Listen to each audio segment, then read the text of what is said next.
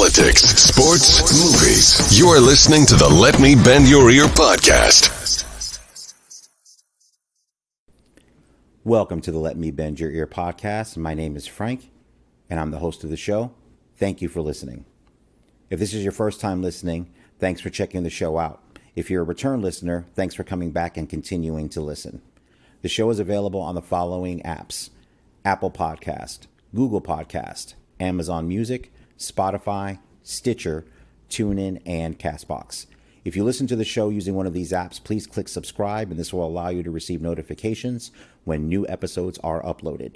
You can also listen to episodes on the show's Facebook page, which can be found by searching for Let Me Bend Your Ear. Episodes are also available on the show's YouTube channel. Just search for Let Me Bend Your Ear podcast. This podcast covers 3 different topics: politics, sports, and movies. Each episode is dedicated to one of these topics. You can also follow the show on social media.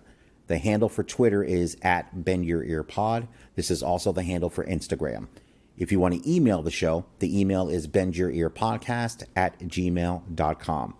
If you're not using a podcasting app to listen to the show, you can always get episodes directly from the website, which is located at www.letmebendYourEar.com. Who's the vice presidential candidate for the Green Party. So, Angela, welcome to the show. I really appreciate you coming on. Thank you for having me. I appreciate being invited. All right. So I want to discuss your candidacy. You're the vice presidential candidate. So I want to talk about, first of all, kind of your background. What kind of led you to this position now where you've decided to run and become a candidate? I got drafted. Every time I've ever run for office, this is the 3rd time. This is my swan song. I'm done after this. But every time I've ever done this, I've been drafted. My first run was in 2014 as an independent socialist. I ran for Milwaukee County Sheriff against former Sheriff David Clark, and I'm sure folks know who that is. He's the cat with the cowboy hat on Fox News that's technically black but hates black people. That guy. And that we pulled 20% of the vote in that election, surprising everyone, myself included. Yeah, no one saw that coming. I mean, basically, it was a referendum against Clark. So, it wasn't like, oh, man, 67,000 people just knew and loved me. It wasn't like that. But it was still interesting. And that got the attention of the Socialist Party of the USA. And in 2016, I was the running mate of Emilio Mimi Soltysik, my dear friend who recently transitioned. And I was his running mate in 2016. And after that, I swore off politics. I really did mean it. And I got a call from Howie Hawkins earlier this year, and here I am. Well, good. And I want to get into that because I know, the term socialist has a lot of connotations to a lot of different people. Since this is something that you've been passionate about and been running, explain to the people out there, what does it mean to you? What do you think the value of that is as far as participating as a socialist in the political process in the United States? I think it pushes the conversation about what we need away from corporate interests and really centers what communities need and direct community control of the entities that are the most close to us. We're talking about, particularly with our platform, talking about community control of not only police, but also public schools, public housing, public transportation, business, manufacturing, all of those things where workers and community members have direct say in the way that all of these entities work. I see. And when you when that agenda is out there, when do you see the people really support you? What is it that they're looking for that they're not getting from the two parties? 'Cause I have my own definite opinion on the two-party system. I think the more voices need to be heard from all spectrums. So that's why I'm glad to have you on. What is it that connects the voters to you guys the most in the Green Party? Because obviously I know the Green Party's been around for a very long time, has been pretty much in every major election. So what is that grassroots effort that brings that kind of passion to the people that support the Green Party? It's basically what you just said, that it's grassroots and that we are advocating for putting the power, literally putting the power back in the hands of the people, we the people. And I think that the fact that we are the only party that is talking about reversing climate change, we are the only party that is talking about the complete decriminalization and legalization of not only marijuana, but also of sex work, also of harder drugs, following models, from New Zealand and also Portugal that, center people's needs versus treating, sex work and treating substance use as crimes. We're the only party that's putting that forward. We're the only party that is talking about making sure that people have access to safe and healthy housing, that housing is a human right, that this is not something that people are, it's not a privilege. These things are a right. Medicare for All as a community controlled national health service, that was ours. Folks get that mixed up with, well, what the Democrats, no, sweetheart, the Democrats stole that from us and they gutted it and then they took it off the table, but that's ours, as is the eco-socialist Green New Deal, which, the front runner for the Democratic Party made very emphatically clear that he is not support the Green New Deal. So, that's fine, that's ours anyway. So we're the only party that is putting the issues that people are asking for on the table. And not only are we doing that, we've always done it. Right. And let me ask, because I think where there's an issue for people, whether it's a socialist or a more left agenda, what would you bring to the table as president and vice president regarding that kind of balance between, like you said, advocating for people's rights, advocating for marginalized people, and because obviously we have to have an economy. What do you think we could do to bring both of those things together, the best parts of what your platform is and the way we have to run this economy, the free market economy that we have now? Well, that we advocate for a socialist economy. We are unapologetic about that. Mm-hmm. And we also understand that there's a transition involved and that, this is not an overnight process. So all I can say is, we would be as, obviously willing to be as diplomatic, in working with, Congress and folks as possible, because we understand that this is not something that they are used to. It is a change from the way things are currently done, and it would require, it's not an overnight thing, and a lot of diplomacy would be necessary to facilitate it. No, that's a good point. I agree. And as far as let's tackle some issues of the day. Let's start with the Supreme Court. So obviously this is a big battle about who should be on the court, what qualifications a nominee should have, and an administration with Mr. Hawkins and yourself. What kind of judge would you be looking for to put on the Supreme Court if that opportunity presented itself? Well, first off, one thing we will tell you is, until our position on this is until the election takes place and a winner has been, a new president, new administration has been, announced, and that it is something that's going to be, nobody should be trying to pick a new justice to fill that spot. That we just feel that that's completely premature. It's inappropriate. And, if I didn't know any better, it looks like a power grab, but hey, that's just me. And as for us, I mean, the Supreme Court would would function a little bit different under our administration. We believe in term limits.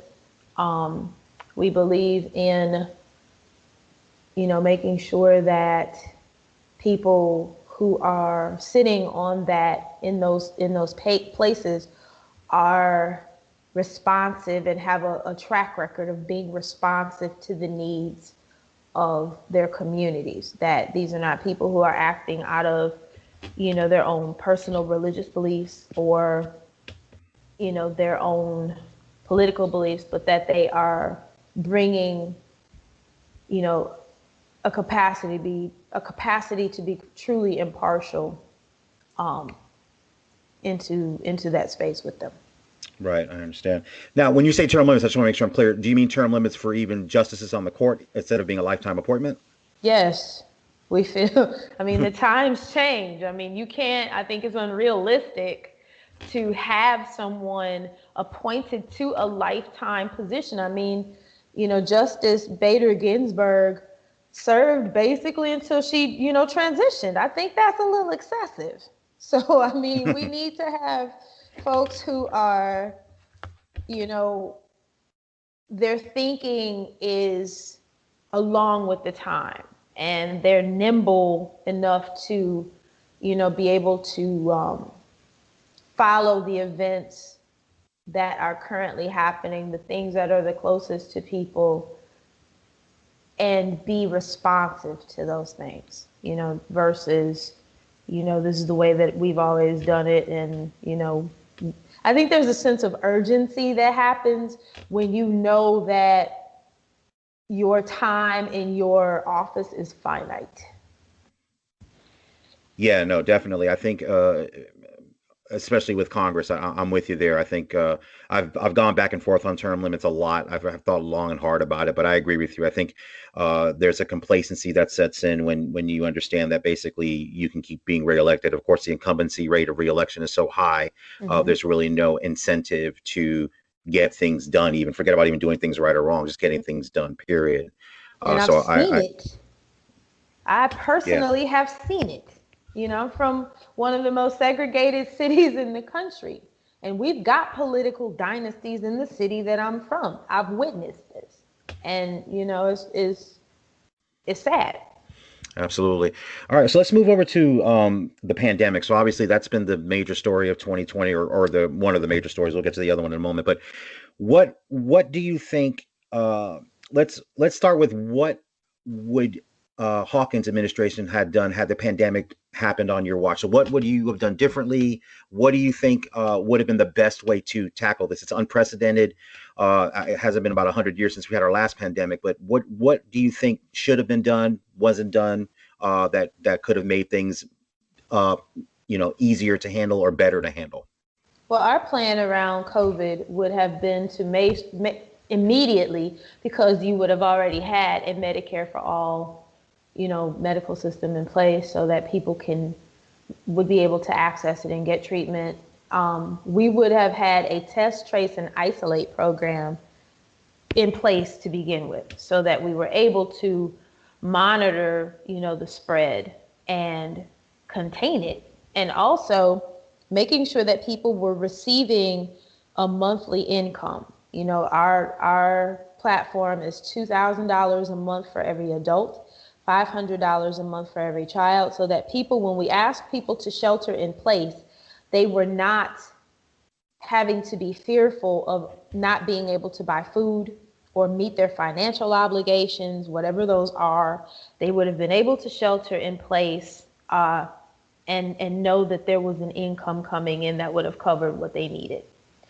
And we would have made sure that people who are landlords and small business owners, that those folks were receiving a monthly amount as well to keep their obligations covered, so that they weren't having to lean on their employees and were able to rehire their folks when it was safe to do so. And also, as landlords, that they weren't having to lean on their tenants, many of whom are unemployed as a result of COVID. So, there's a whole lot of things we could have done. As far as PPE, we would have been able to invoke the Defense Production Act and, turn industry in such a way as to be producing PPE, making sure that all of our frontline personnel, everywhere that they were, had the personal protective equipment they needed. And, just thinking of the early days of the pandemic when you had nurses working in garbage bags, and you had, my daughter and my sister are CNAs, and there was no PPE provided to them in the facilities that they work at. And so just thinking of all of those things, there's a whole lot of things that we would have been able to do and implement immediately to keep people safe during this pandemic. Yeah, no, thank you for that. And let's move over to the next other big issue of 2020, the civil and racial unrest triggered by the murders of Breonna Taylor, Ahmaud Arbery, Jacob Blake, George Floyd. What do you think? Obviously, I think COVID and kind of this is almost hand in hand. I think the social unrest and people's situations have, in combination with long systemic issues regarding police and minorities, has kind of come to a head here. So what do you think now, after what we've seen? What do you think are some of the solutions that we need to be looking to try to make this better? Because this is something obviously that's been around from the beginning of time, and it's something that it seems like we continue to battle, regardless of whether COVID is involved or not. What do you think we need to be doing to hopefully finally get to a place where it is getting better? I think that, one of the things that this pandemic has done is expose just how bad this is. And I think that, what people are not ready to hear, because in this country we like quick fixes. There is no quick fix to this. This requires ending racial discrimination, ending the racism that I personally firmly believe is at the core of this country. If we are going to end that, we are going to have to change the system. We're going to have to change, and that requires at some point revising the Constitution and removing from the 13th Amendment the loophole, that clause that allows people who are incarcerated to be used as slave labor. That's one of the things that has to be fixed, as it is a major contributor to the problem of mass incarceration that this country has. We incarcerate more people than anywhere else in the world. I think that when we are, the Black Lives Matter movement has called for defunding the police. And our position on that with our campaign is, it's necessary. You defund the police to a point and reallocate the money to support community infrastructure and provide wraparound services that people need. And if you think about it, it is not, some unbelievable cause. Not, the police actually, what police do as far as responding to violent crime, the things you would need police for, is 5% of what they actually do. And so making sure that you maintain a police force that is able to do that, that has also been vetted, and the racists, the sadists, the misogynists, those who are transphobic and homophobic have been screened out. And so you have a police force that is able to be responsive to violent crime in the way that it needs to be. And you have funds allocated for, folks who, you don't send an armed officer to a substance use issue. You don't send an armed officer, which is what we saw in Atlanta.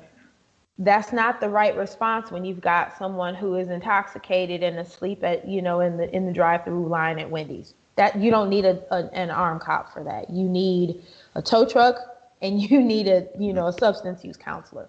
And so, there's 1,008 things that we can do to address it. One of the things that we are advocating for in our campaign, and also as a Green Party, is the right to self-determination, particularly for marginalized communities, which is something that we have not had in this country, and something that we need. All right. And before we move off this, because I want to get this, because I know when a lot of people hear defund the police, I think they think it's abolish the police completely. Mm-hmm. And you've been pretty clear here that that's not what you're talking about. So it sounds like you want a reallocation of funds to go where they need to go while having the police do what they should be doing. Do I have that right? Yes. Okay. All right. So let's move on to, I want to get to foreign policy. So obviously an important part of the president's job is foreign policy, how we interact with other nations, whether or not we engage in military confrontations or not, all those big decisions. So as a Green Party, what is your philosophy regarding how to handle foreign policy and specifically relations with other nations and nations that may be hostile towards the United States?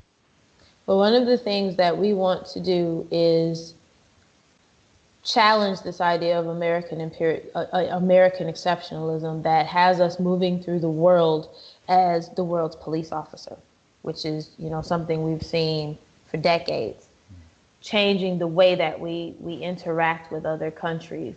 I think, one of the things that when we're talking about defund the police, we are aware of the fact that defunding the police will not generate enough revenue to provide the services that we need. And so it is also in our platform to defund the military by 75% and bring in the wars that we are currently involved in, which I believe is between 9 and 14 different conflicts around the world, and bringing our personnel home, which keeps them safe, and also bringing the resources as far as the money, because, what we're spending as far as a country on the military is absolutely astronomical. And it is the lion's share of the federal budget. Where could we be reallocating those funds to build infrastructure in this country? And also when we're talking about climate change, the US military has the biggest carbon footprint of any other thing. And so if we are serious about reversing climate change, it's incumbent on us to reduce our carbon footprint by reducing our military. And we would keep, of course, just like with the police, you keep enough personnel, to be protective, but we're not in a position where we are going around the world and initiating, which is what's happening and what we've been doing for decades, initiating conflicts in different places. Again, when we're talking about, foreign policy, the first thing that comes to my mind is diplomacy. There's a lot of tension around the world that, we've got a lot of dues to pay as a country, and we've got a lot of amends to make. And so by defunding the military, by, pledging no first use of nuclear weapons, encouraging not only for ourselves to, disarm and de-escalate, but also encouraging other countries to follow suit in good faith, and changing the way that we relate to other countries, and promoting peace, cooperation, an exchange of resources, particularly at a time when so many of us have been, worldwide have been affected by climate change. I think it would increase our standing in the world and change the way that other countries consider us. All right.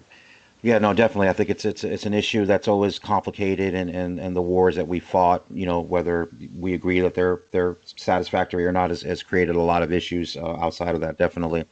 I want to get some information about the campaign. So, just to be clear, are you guys on all 50 states ballots? We are not. Okay. For folks who have been following us, you know that the Democratic Party has pushed us off the ballot in my home state, which I take extremely personally. My home state of Wisconsin, and we've been pushed off in Pennsylvania and also, I believe, in Montana. They tried it in Texas, but we were able to beat that one. So we are on the ballot in at least 30 states. We are right in, I want to say 14 more. And I think there's only 3 states where we're basically a dead zone, one of which is Oklahoma. I want to say Nevada, and there's another one. All right. Because I interviewed candidate Shawm Howard, and I asked him the question I'm going to ask you, because in my podcast, I've advocated more parties being allowed into the process. I think more is better. Mm-hmm. I think 2 parties is unacceptable, and the choices that we get are unacceptable as well. What are the challenges other than ballot access? What are the biggest hurdles that you've encountered trying to mount a campaign that can make a serious challenge to the top 2 parties? Well, we don't have the media access that the duopoly does. And, where people are not in, like, most people in major metropolitan areas know who the Green Party is. Yes. But, when you're talking about, and I live here in South Carolina, so I know. I mean, when you're talking about, folks out in the sticks, and I say that with love, when you're talking about folks out in the sticks, they don't know, unless, you're connected to someone that is, active or whatever. And in a lot of marginalized communities, people don't know.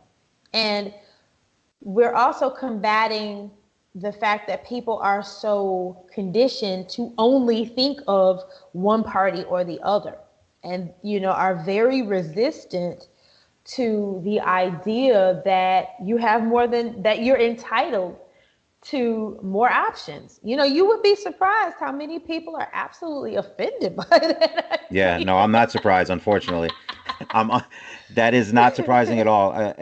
I'm a registered independent myself, so I've had this debate with friends of mine, and it really angers me because I'm tired of hearing well, if you vote for candidate C, Yeah. you're going to hurt candidate A or B. And my response always to that when I push back is, if candidate A or B can't withstand candidate D, E, or F, then your candidate's not that strong to begin with. Why is it the obligation of an outside party to make it easier to support the system that clearly is not working? Yes. And it angers me because, like I said, I have no problem voting for a Democrat or a Republican if I think they're the best candidate, but I want other options. And I think it's outrageous that it's a simple request, but these other parties get frozen out. And I know the other issue, other than ballot access, is the media. Talk to me about the media, mainstream media, because the way I've been seeing it is they kind of aid and abet the top two parties and not giving the access to the media to any other parties that's running. They absolutely do aid and abet the duopoly and freezing us out. They absolutely do. And I've had people ask me if I think that it's intentional. I know that it's intentional. The only time that we received coverage, like, with CNN and with MSNBC, and it was for them to bash us, of course, but was the fiasco in Wisconsin. And now all of a sudden you want to talk to us. That's really gross, quite frankly. Um, I was annoyed, but yeah, media access, and I think a lot of people don't realize that for third and fourth and fifth parties, parties outside the duopoly, we really have to fight, and we have to fight hard to get the little bit of mainstream media access we might be able to get. And I think a lot of people think is that we're not just trying, that we're just not trying hard enough, and that's not true. You can jump up and down, and there's a very popular radio show, and I'm not going to name it, but there's a very popular radio show where the individual has repeatedly expressed frustration with the duopoly. We wrote that host a letter answering their questions about what they had questions about, like in detail. And our folks on Twitter have jumped up and down and, got them, hey, we're raising our hands and throwing our hands up. This person hasn't reached out to us yet. This is what we're dealing with. Wow. No, and like I said, that's unfortunately that's not a surprise at all. And as I've stated before, and I'll continue to state it, the media, and I guess I'm really talking about television media. I do think print journalism is kind of the last bastion of real journalism, where people actually care about the truth and care about uncovering wrongs. But the television media is basically a show, a reality show at this point. They are making a lot of money. A lot of money, and that's unfortunately where it comes down to. There is no money in having more than two parties. It's basically almost like a sporting event. So we have one team versus the other team, and we're just going to cover the game. And unfortunately, it's I think they've abdicated their duty. I think it's pretty shameful, actually, when they have the power. They have that power, and they're just using it in the wrong way. No, we agree. And, it's just very frustrating because this year, with all of the things that have made this year as unprecedented as it is, this is a year when people are saying, why do we only have two parties? I've never heard so many folks express that. Even in 2016, with as much upheaval as, was happening, I didn't hear this then. And I'm hearing it this year in quarters that I never expected to hear. It's like, whoa, what? Wait, huh? So, people are ready for options. People are ready for ranked choice voting. People are ready for the idea of proportional representation in government. People want more than A or B because they're finally seeing that, what we on the left have known forever, that this duopoly is really not a duopoly. It's basically one party with two different faces. And people are Absolutely. finally awake to that. I couldn't agree with you more. And that's the part that I think hopefully more people are starting to get. I think they really, and this is where again where I have a problem with the media, because there's a narrative that's spun on both the left media and the right media that the other side is all this and they're all this. There's just all these differences, and when you really look at it, if you really look at the core, it's the same. It's really Mm-hmm. the same because, and it leads to basically nothing getting done. And I find it fascinating where I hear that Congress has a 19% approval rating, yet they keep voting these people back in that they say are terrible, that they admit don't do a good job, but yet these incumbents continue to be reelected. And I can't wrap my head around it. And I think it's because, and on my show, I hold the voters accountable too, including myself. As Mm-hmm. voters, we've got to do more. We've got to demand Yes. better. So as much as I can rail against politicians, it's incumbent upon us. That's where our power lies. And I think that's where we're lacking because 107 million people didn't vote in 2016. Imagine Mm-hmm. that power, that block of power of those people actually participated. Then we could force the issue of more than two parties being represented. Because if some candidate, whatever party they came from, that wasn't Democrat or Republican, could harness that voter base, the rules wouldn't matter anymore because that person would be forced to be put into the game. And I wish people would just do that. And hopefully we get to that point someday. The voters have to do it. They have to do it. Well, we've got a culture, that you alluded to before. We like bread and circuses in this country. We want to be entertained. We do not want to be challenged. We don't want to be forced to be an active part of it. We want to elect folks and we want to stand back and throw our hands up and say, have at it, do your thing. And, this, I believe that's gotten us to where we are. We treat these folks like rock stars and they expect it. And it's like, we're not challenging them. We're not holding them accountable for what they are doing or what they're not doing. And they know that we're not going to. Yep. And so they keep getting elected. They keep, making sure that they're okay and that they're, a little piece of the pie, that somebody benefits from it just enough to keep folks interested, but no real change happens. And no one challenges them on it because it's just not what we do. We have got to stop treating politics like a spectator sport and get involved, which means getting messy, getting dirty. It's not fun and it's not sexy. But we're going to have to do that because these folks do not take us seriously. Absolutely. Agreed. Well, before we wrap it up here, I really appreciate you coming on and taking the time to do this. Where can people find you? I want to get your word out there. Anyone that's on board with your platform, where can they get you on social media? What can they do to help? What do you need from the voters right now, other than their vote, obviously? Well, I want people to talk about this platform. I want people to share it. I want people who are supportive to talk to, where it's safe, because this is a volatile conversation right now too. And I want people to know that I'm aware of that. So where it is safe to do so, where you are not in harm's way, having these conversations with folks. If this is a platform that you support, talk to people about it. And if you're interested in helping with the campaign, we are at www.howiehawkins.us. Hit us up. But I think it's a very powerful testimony coming from folks who actually support this platform. What are your personal reasons? What parts of this platform appeal to you the most? Which resonate most with your life? Share that with people. My social media is all the same. It's Angela N. Walker. N is in Nicole. For Instagram, for Facebook, and also for Twitter. And I do answer my own stuff. I may not answer it immediately because I still work every day, but I will get to it.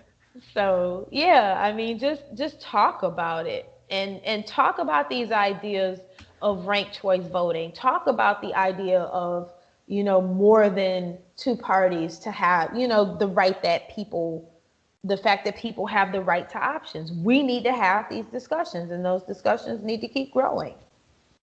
Absolutely. And actually, you're going to get my last question. I know you work every day. What do you do? I wanted to tell the people what you do. I am a dump truck driver. I love that. I absolutely love that. When I heard that, that just, I don't know, it made me smile. I don't know why, because I love, it's just, I had a preconceived, I was like, she's a drug. Of course you could, because you can be anything she wants. So I love that you're a dump truck driver. I love that. And I want to personally, from a personal perspective, whether I agree or don't agree with your positions or your platform or your party, I appreciate people like you that are willing to put their hat in the ring, because you're actually doing the work. And like I said a few minutes ago, more voters need to do the work, and you're actually putting yourself out there. And I know that's not an easy thing to do. And I know that comes with a lot of things that are uncomfortable and inconvenient and downright nasty sometimes. So I, as a voter, appreciate that. I appreciate you, and I appreciate people that throw their hat in the ring, because it's important. And someone like you that's working every day, that's a regular person that cares when you really don't have to. So I appreciate that. So I want to thank you for that. I would push back very gently that I do have to care, because the things that are in our platform, that's my life. I need Medicare for all. I need, to know that if something happens with my job, I still have access to medical care, that if something happens with my work, I still would be receiving a guaranteed income. The bottom is not going to be pulled out from under me. So this is very personal for me as well. You're right. I stand corrected. Absolutely. I stand corrected on that. So again, Angela, thank you so much for coming on. And I want to have these conversations, and I'm glad I'm trying to get as many candidates that are willing to come on as possible, because like I said, for me personally, it's important. Whether I agree or disagree, that's not even the point. The point is I want to hear as many different voices as possible, because that's how we grow. I think that's the other thing. We don't, as a country, we don't listen to other people, especially people with differing viewpoints. That's how we get better. That's how we get smarter. And that's how we grow. So these conversations, to me, even if I would encourage people, even if they're not going to vote your way or wherever, these conversations need to happen, and they're important. So I appreciate you being a part of that. I appreciate you inviting me. Thank you so much, Angela. And thank you. Thank you for listening to the show. If you're listening to the show on Apple Podcasts or any other app, please take a moment to rate and review. This is a quick and easy way you can help the show attain a higher profile in searches when people are seeking out new podcasts. Another way you can help raise the profile of the podcast, if you enjoyed what you heard or you think a friend might like it, is to share the episode on your social media. This is another easy way to help the show reach a wider audience. The podcast is available on the following apps: Apple Podcasts, Google Podcasts, Amazon Music, Spotify, Stitcher, TuneIn, and CastBox. The show is also available on both YouTube and Facebook.